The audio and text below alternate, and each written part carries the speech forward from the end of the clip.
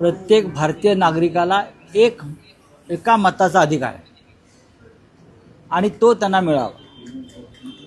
माझं नाव कोणीतरी परस्पर मतदार यादीत टाकतंय किंवा माझं नाव परस्पर मतदार यादीतून गाळलं जातं आणि मलाच माहीत नाही आणि माझा मतदानाचा हक्क परस्पर हिरावला जातो, असे हजारो लाखो प्रकार महाराष्ट्रातल्या मतदार यादीमध्ये परत झालेले आहेत।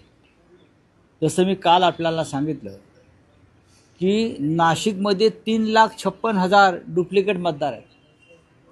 तुम्ही आजचा सामनाचा गैरलेख जर वाचला असेल तर त्यात मी सगळी माहिती दिली। नाशिकमध्ये एका शहरात 4 विधानसभा मतदारसंघात 3,56,000 हे डुप्लिकेट बोगस स्थलांतरित मतदार आहेत तिथे आणि हे टाकले गेले। नागपूरमध्येही तेच आहे, पुण्यातही तेच आहे। आता माझ्या बाजूला दिव्याचे रोहिदास मुंडे आहेत, ते कल्याण ग्रामीण विधानसभा क्षेत्रातली यादी घेऊन आले।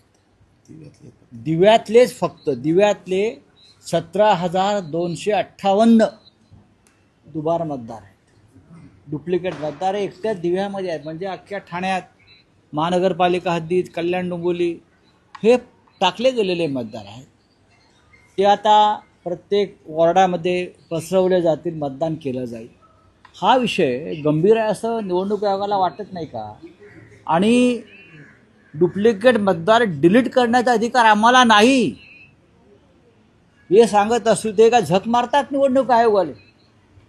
डुप्लिकेट बोगस मतदार यादीतून वगळण्याचा अधिकार जर ह्यांना नसेल, निवडणूक आयोगाला, निवडणूक अधिकाऱ्यांना, मग कशा करता ह्यांना पोचतोय आमच्या कराच्या पैशातून? हा साधा प्रश्न आहे। त्यासाठीच ही मीटिंग। व्हीव्हीपॅट का नाही? सुप्रीम कोर्टाने सांगितलं आहे ना, मग मुंबई महानगरपालिकेमध्ये व्हीव्हीपॅट असायला पाहिजे। लोकांच्या मनात काही शंका आहे का व्हीव्हीपॅट नाही? प्रत्येकाला मतदानाचा अधिकार जर मिळायचा असेल तर ऑनलाईनवरती जे काय मतदार नोंदणी आणि डिलिशन सुरू आहे, हा एक मोठा फ्रॉड भारतीय